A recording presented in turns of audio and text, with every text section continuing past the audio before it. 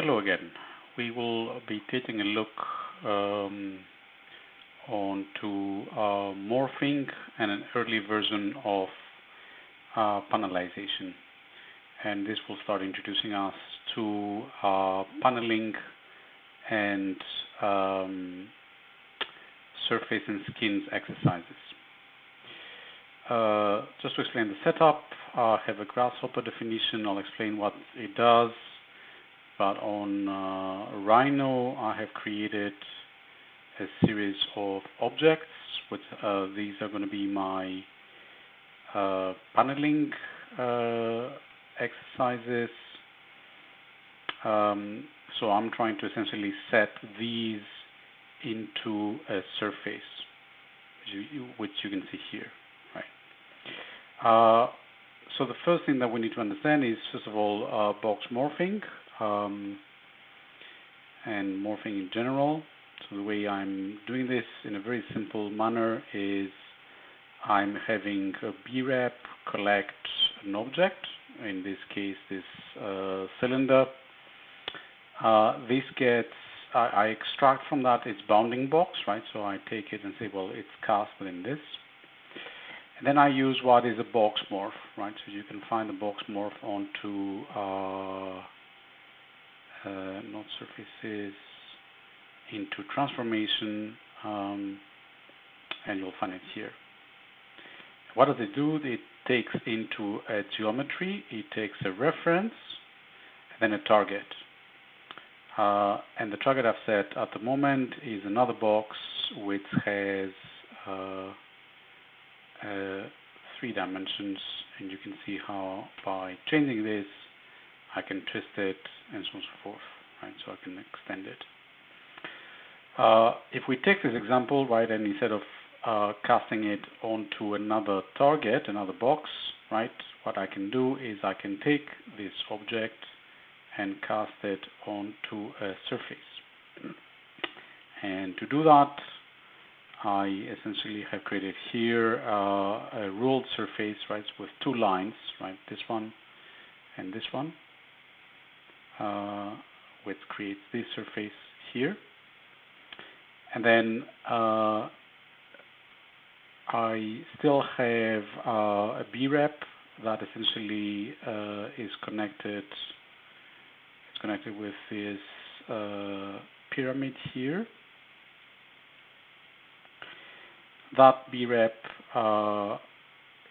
gets its bounding box extracted, right, and then I connect it to the reference and the box morph.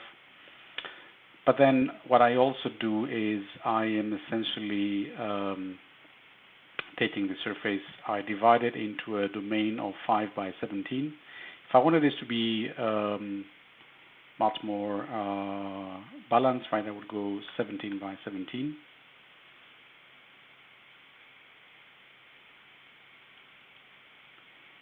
And you see then that then the software immediately adapts the components.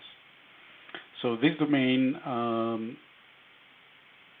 essentially takes this surface, divides it into UV count, and then gets fed it into this twisted box component, which is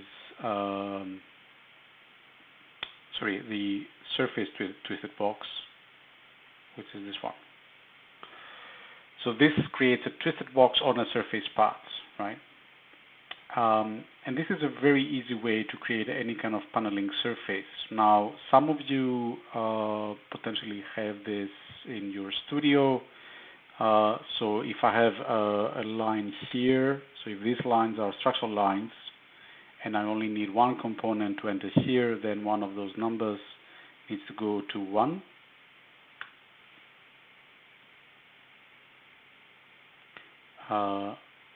And it wasn't this one, it's the other one. And you see immediately how the component straddles the surface, right? And if I make this a little bit smaller so we can recognize the whole thing, right, I immediately see, for example, if this is a structural line and that is another structural line on the facade, I can have that component repeat. Now, if I take this concept and I apply it, say, to this one, this surface here, which you will find, you will probably find here.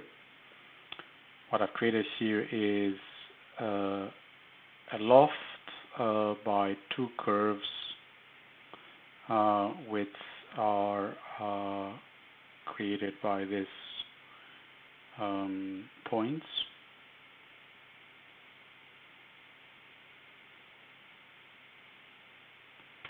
Let's try something more reasonable.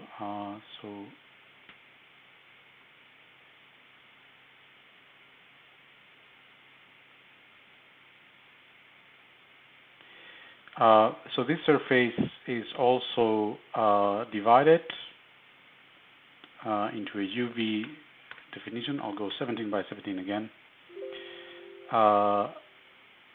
And that domain is fed into the surface box here, feeding also the surface, and I get the pyramid defined here, right?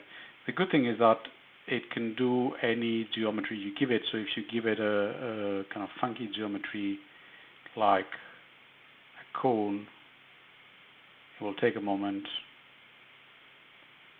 to recompute everything.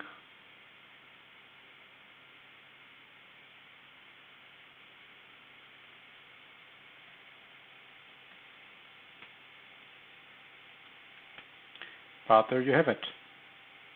A really nice facade or curvature or roof, depending on what you want to make it, made out of cylinders. Now, I've created kind of the components you can play with for a twisted volume and again a tower or a set of surfaces as a shading device. You can make it whatever you want, and those are this group here. Just to show you how to group things, right? I select everything like so, and then hitting Control G for George or group, I can group it. And if I right click, I can say double curvature box surface. And as such, I can create groups and name the algorithms.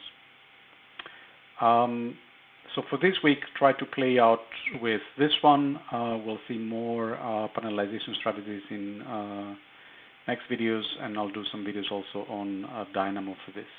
Thank you so much.